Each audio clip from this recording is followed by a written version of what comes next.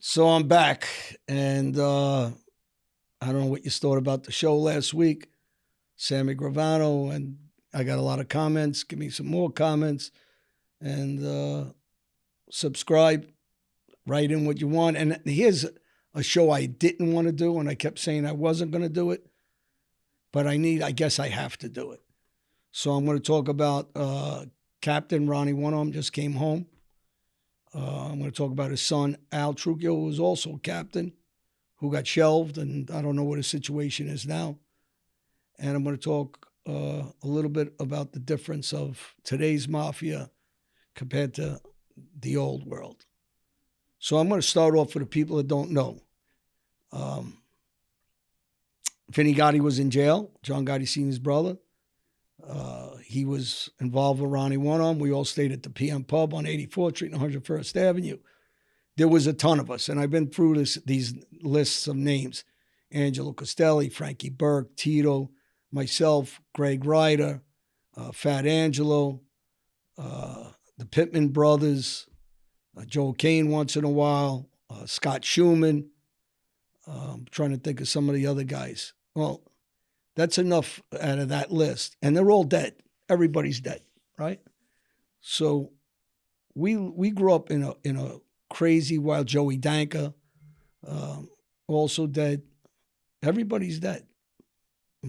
We grew up just in a wild atmosphere, wild life in the 80s, and people paid the price with their life. So Ronnie met me because he was going out with my cousin Drita years ago, and her husband, also Patsy, he got killed years ago. So we just grew up where everybody was getting killed. Billy, a streamer. I've said these names over and over, a good friend of mine. And it was just very violent. So you watched the way you moved around. Or you didn't get punched in the mouth. You got stabbed up or shot up. And all the guys that I just said that grew up with us got killed. Ronnie started dating my cousin Drita. And so we knew each other. We knew of each other before that. And Ronnie had about 15 years on me. And I ran into him again, actually, when I was on the beach. He ran into me, John Jr., Gotti, Vito Guzzo at the time. We were all down there. Johnny Gebbett actually was down there too. There's a picture with all of us together. And I just piped somebody on the beach on the orders of Gotti, the father. And Ronnie ran into me. So we kept the relationship later on. We got into business together. I gave him drugs. He moved those drugs in the PM Pub. He was kind of a screw up, but people know that. He never had money. He was a big gambler. He was, he did a lot of coke himself. And he hustled, whether it was at the PM Pub later on, a bar in Canarsie called Alaska's. He was around Jojo Carrazzo, who was very successful business-wise. And Jojo became the concierge of our family, the Gambino family, years later. But prior to that, Ronnie was a street guy. And when Vinny Gotti was in prison, he had a baby, and her name was Bliss.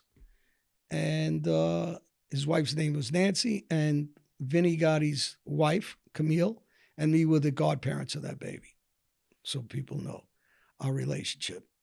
When we went to Frankie DeChico's funeral, me and Ronnie are in pictures with that also, for people who don't know. And Ronnie wanted to be made. And I've told this story. Bobby Borriello didn't really care for Ronnie One Arm. They used to call him Slots because he only had a one arm. And Junior really didn't care for him. So guys wanted to block him from being straightened out. And he got straightened out. We pushed for him to get straightened out. Gotti Sr. liked him, knew him since he was a kid in the Rockaways, and he ends up getting made. Okay, from that point on, and it took him a while before he got made, right? But there was things that were being questioned about Ronnie. And one of them was his activity with how much drugs he was using. The other was he got pulled over with drugs in the car, And this is verifiable for anybody that wants to check this stuff. So I'm going to talk history. He gets pulled over with a gun in the car and drugs in the car. He gets pulled over and he gets locked up. And somehow that case gets drags around for a while and he never goes to jail. So people started questioning, how did that happen? How did he get away with that? And there was guys that, who I talk about all the time that are in prison, are friends of mine, whether it's Benny, whether it's Eddie Recker, or it's any of the other guys that know me since we're all young, right? And that was a big thing that was questioned about Ronnie. Now, again, is he a street guy? 100% he is. Did he do a couple pieces of work back then? Yeah. Was he a wild guy? No. In the neighborhood, everybody always is, because they're intimidated because of the involvement around the mob. But outside of that, no. Was he petrified of guys like Scott Schumann? 100%, because you can't control him. Was he scared of guys like Angelo Costelli? Yeah, because you can't control him either. Was he afraid of Johnny Gebbett? 100%. Johnny Gebbett shot up the PM pub and he didn't do anything but call me. He locked himself in the gate at the PM pub. So when you hear these stories about him, was he wild? Yeah, he was wild, but then there's another side. When you get into another level of wild guy, you're not that wild. And later on, he gets in trouble. And then he gets in trouble in our case. Now, I'm going to start this off with, and then I'm going to get to his son. When he gets in trouble in our case, prior to it, I was opening a nightclub called Mirage. And his son wanted to get involved money-wise. Son knew how to make money. Son was involved in bookmaking, knew how to make money. But here's a guy that's not a gangster. He's just a spoiled kid. And I heard that he went on videos. He said something about me. I don't know if it was in Philly. He got caught on some video pertaining to that case. This is a kid who's there's a terminology they use when someone gets slapped. You bitch slap them. That's when somebody hits you, slaps you instead of punching you because they're saying you're a girl. You're a bitch. Now, he got bitch slapped, and he didn't do anything about it. Not once, but several times. He walked in jail. He got bitch slapped again. He didn't do anything about it because this ain't a gangster. I said this on the Sammy video. This guy's not out doing scores. This guy didn't earn his way up like Joey did. And I'm talking about Molino. Again, I use him as a caption.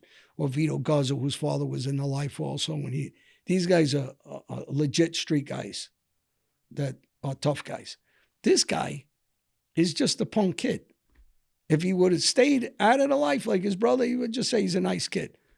But since he wants to walk around smoking cigars and a fancy suit, he couldn't control his wife. His wife would slap him around. So, and I don't never bring in anybody's woman, but he treated her like shit and he got what he deserved. She left him. Nice girl. I know her. I know her sister. And I used to say, well, I don't even know why she would marry this idiot. Because that's exactly what he is. He's a punk kid that didn't belong in the life. Never did a piece of work. Never did an armed robbery. Never did a score. Never tangled around the street and fought with anybody. He got slapped around in jail. He didn't do anything. That's not a man. And so somebody tells me whoever slapped him in jail had a position. No, they didn't. That doesn't matter because that badge gets left at the door. Anybody that understands this life. Doesn't matter. And even if it didn't, I wouldn't give a shit. Hit the guy. Whoever hit you, whoever slapped you. But when you talk about rats, because he likes to use that word, he's a rat. After his court case, he got caught, for the people that want to know why he got shelved, he got caught talking to an agent giving information in the courtroom. So as soon as he walked in jail, he got slapped. Right? And that was over the Bobby Glass's case and things. Or pertaining to him. He gave information, actually. Now, when he goes to jail, he gets slapped, he gets beat up. He comes out of jail, he gets slapped, he gets beat up again. Doesn't fight back. Now, his father's home. So, for the people that don't know, his father will give him good advice. Because I'm out of that life, but if I run into him too, I'll probably slap him. Well, not slap him, bitch slap him. And we used to call it pizza slap or a bitch slap for having a big mouth. Right? Because I never bothered this kid or talked about this kid, actually. I just let him off the hook since he's Ronnie's son. But now I'm going to get back to Ronnie. Ronnie's been around with me for a lot of years, so he knows every inch of what I did and what I'll do or what I won't do. And for the people that say he's not a rat, you guys got to be kidding me. He made statements in his opening statement while I was in a penitentiary in Brazil. 14 times he cried that I don't know what I'm doing here in Florida. He did the same thing to Young Guns when he had a case with Eddie Recca and his friends in Miami.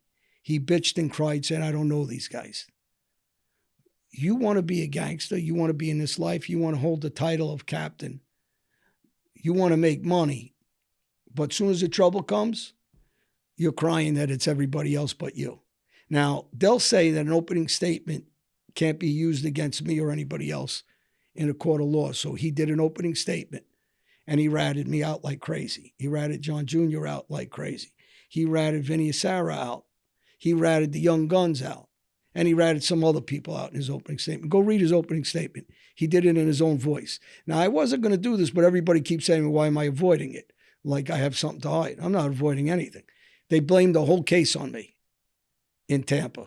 So somebody want to get the minutes of the Tampa case, Judge Buckle is the judge, you can get the case. Terry Scaglione was a rat informant, my co-defendant. He gave me up. Ronnie One Arm, opening statement, and the whole case, they blame me. He gave me up. Kevin McMahon, I won't say nothing bad about, but he also was working with the government, but I like Kevin. So I understand Kevin's life. I understand what they did to him. I understand what a lot of things with Kevin, so I'm not going to badmouth him. Stephen Catalano went to trial, went all the way, and then he ratted on me. He gave a fake picture of me killing a guy in a barbecue, and they deciphered the picture and found out it was a fake picture. He gave me up. So I could go on in that whole case. They talk about how violent I was. So if anybody wants to get the minutes of the case, it's public information. You can get the minutes. But we're going to go back to Ronnie One Arm's opening statement. And people ask me why I call him a rat. I call him a rat because he called me a rogue, a loose cannon, and if he wasn't nice to me, I'd kill him like everybody else. That was his words, captain of the Gambino family. His words, he made me the partner of John Jr. and all the drug business and the Gotti family. His words, not mine.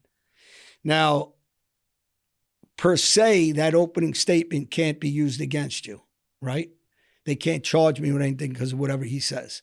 But he just opened up 20 investigations against all of us into drugs, into murder, into robberies. Everything he said was used against us in investigations in other cases. So while I'm sitting in a penitentiary in Brazil, this is this man's opening statement when I'm trying to help him to actually beat that case.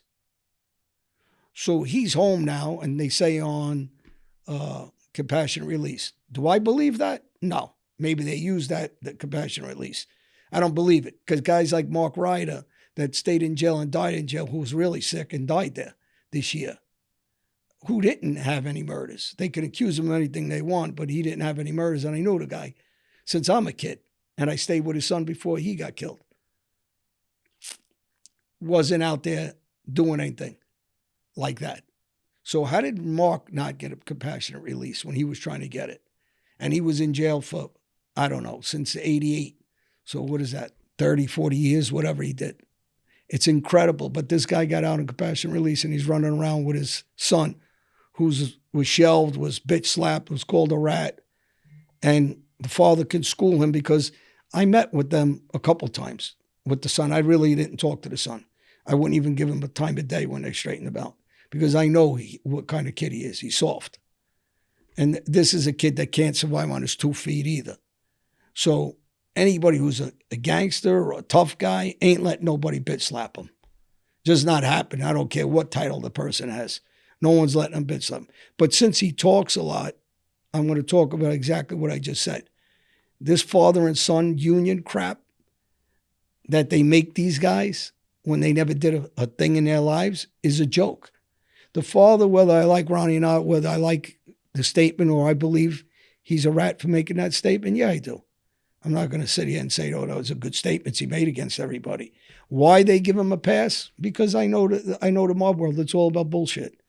It's about maybe they were worried that he knew something about other people, so they wanted him to get out of the case so he wouldn't give up other people. I don't know exactly. But when he went to prison, they didn't treat him like he was a rat. But look at his opening statement. If you're one of the young guns, I would definitely call him a rat. If I was the young guns, because you got Al, his little son, that gets bitch slapped, doesn't take care of his friends. He should be sending all of them all kinds of money. You don't do the right thing. And he's loaded up with money. He's cashed up.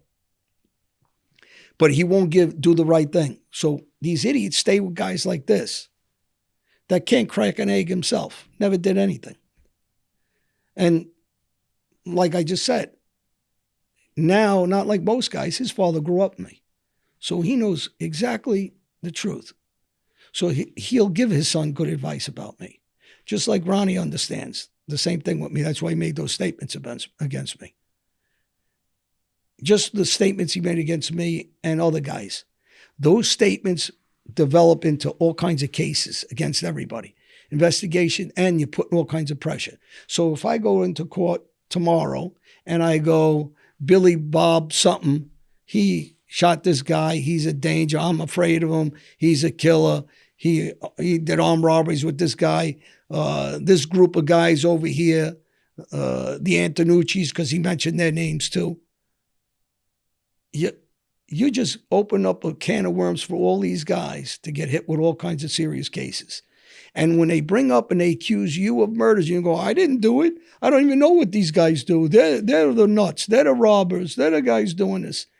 That's what he did. That's what Ronnie One Arm did. So I ain't got no hard feelings that he's out of jail. I don't give a shit where he is. Good or bad, doing good. I got no one way or another with the guy. But they're not changing the facts. The facts are the facts. I'm sitting in a penitentiary in Brazil in a third world country, and he went and blamed the whole case on me, made up all kinds of statements. But it doesn't end with me, so we can pull me out of the picture. He made them against Gotti. He made it against the Gotti family. He made it against Young Guns. He made it against Antonucci, Recca. He made it against Vinny Asara. How is that okay? So when people tell you this life ain't about bullshit and betrayal, they're full of shit. That's what all these guys do. They manipulate the rules as they want to go, as long as it protects them. And in prison, my cellmate was Otis Davis. Otis Davis got life. His brother and his wife escaped prison. They shot it out, got killed. Gangster, down south gangster. He ran into Ronnie in jail, and he bitch slapped him in jail because he opened his mouth against me in Hillsborough. And the Kings were there at the time. Revenge was with me. And he put a SEP on me because I wanted to see him in the church. And he put a SEP on me. So I could continue with stories when guys want to know stories. Or Scott Schumann. When he was afraid of Scott Schumann, he called me and he says, can you kill Scott Schumann? I said, absolutely not. I says, and by the way, I'm going to let Scott know you said that. I was close with Scott. I was loyal with Scott. Scott was loyal to me. And I warned him, don't trust these guys because they're all afraid of you. So they're going to try to get somebody close to you to set you up. And unfortunately, Scott gets killed. But not by any of them. They're not even near there, obviously. And the guys that killed him, I know, and I went through that story already. And Scott got shot about 30 times. So when you have the typists that talk and they don't know what they're talking about, the history of our lives, our neighborhood, we lived in a different era where guys got killed fast for doing some of the things that they did. And listen, is he not feeling good? Is he sick? I don't know. And I don't wish him anything bad. I really don't wish him anything, but they're not going to change the facts. And they try to change these facts, which that's the thing that drives me crazy, because you can't change timelines. You can't change the fact that I'm sitting in a penitentiary in Brazil, and that's your opening statement. And I did give him a okay on the drug end if you wanted to say the drugs, but I didn't give him an okay on the rest of it, saying I'm a killer, I'm a rogue, I'm going to kill you, and blame the whole case on me. All the violence, everything didn't stop. And I'm not saying I wasn't violent. That's besides the point. I'm saying I didn't give him permission to give me up like that. I love when people keep saying, well, you told this guy could give you up. What are you, out of your minds? I'm going to tell a guy, yeah, it's okay to give me life. So when you're talking about these positions, I'm going to go back to his son. This guy can't carry his own water, me and Ronnie.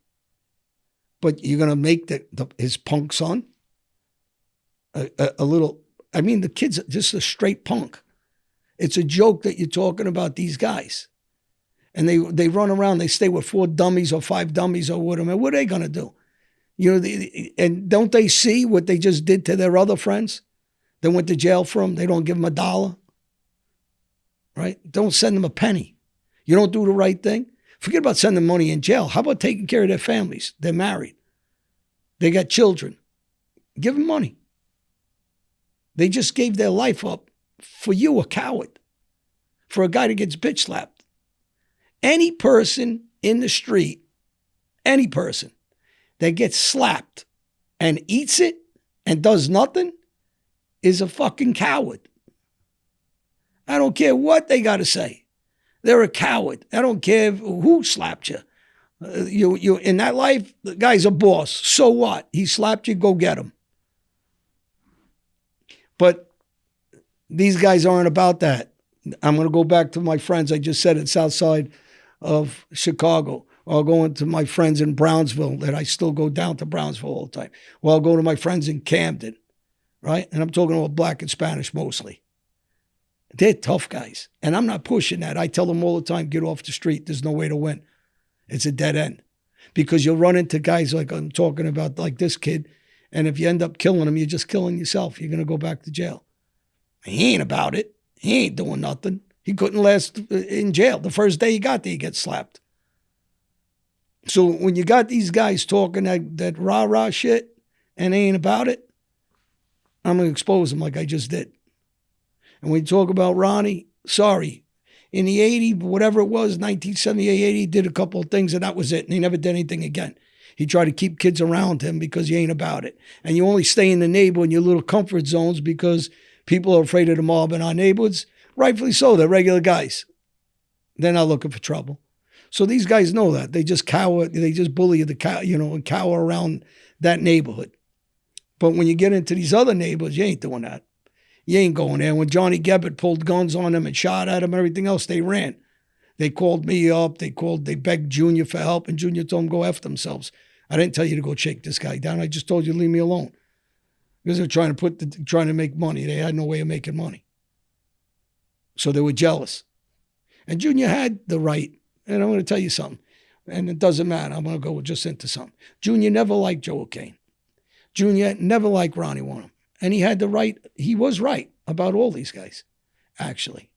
And it was my fault bringing him around. Now, does he speak for him, whatever, because of whatever? Maybe he does. I don't know. I'm not going to speak from why. But I'm going to say one thing. He knew they were no good. You know, I can go into all these guys. Ronnie One Arm was hanging out day and night in the pool hall on 102nd Street with Guy Peen. He was an informant against me also. Right? I got nothing really bad to say about a guy. He's what he is. You know, cheap bastard. Took a ton of money he owed me. Ran, cried the blues all the time. This is the neighborhood. You know, these guys were the way they were. He wasn't a worker. Was in jail with Frankie Burke, and I should have listened to Frankie's advice on him too. I had a lot of bad guys around. Nicky Tobia, Joey DeCorral, these guys, all of them. I helped them all, gave them everything, took care of them, gave them money for their parents, a couple $100,000. Not one of them did the right thing when I was jammed up. Got them jobs. They fucked up the jobs. They're fighting on jobs. I got them UPS. That's why the street world, the mob world, I tell you, ain't no real friends. I say it all the time. It's a shitty life. I tell every kid, get a real job, stay away from the street, because this is what you're going to deal with. You know, you're going to deal with scumbags and cowards. That's the end of what I had to say about these guys. I didn't want to do it, but everybody kept pushing me, thinking there's a reason why I wouldn't do it. And like I said, I got nothing against the father. You know, whatever it is, my past, that's my past life. But they're going to not sell. The past has got to stay to the truth, not to their version of the truth. And again, timelines. I'm in a Brazil penitentiary when that trial went on. And I'd love anybody get the minutes for that trial. Any attorneys, anybody go get those trial minutes. You see what they did to me in that trial, all of them. During that case. It was a life RICO case. And every one of my co-defendants went up against me, blamed everything on me, said I was this, I was a killer, I was that, I heard everybody, they were all afraid. Everything you could possibly say, get the minutes. Middle District of Florida, Tampa, Judge Bucklew, and check out what Ronnie One Arm's opening statement. It's about 20 pages. He reiterates 100 times that it's me and Junior are partners, and me and his family are in the drug business. And if he's not nice, I'll kill him, and on and on and on. But forget about just me. Like I said, how about all the other guys? Vinny Asara was a captain at the time too. You put everybody on him. You took all those young guns, you took them off your son's back, right? And you put them on Vinny's. And all those guys are tough guys. And I know them all since they're kids. Some of them lost their lives. Some of them are in jail still. Some of them got life. But you guys left them penniless. You guys don't help their families. Welcome to the mob. That's the truth about that world. All right, everybody, hit the subscribe button, write me any questions, write them to me, and I'll talk to you. Thanks.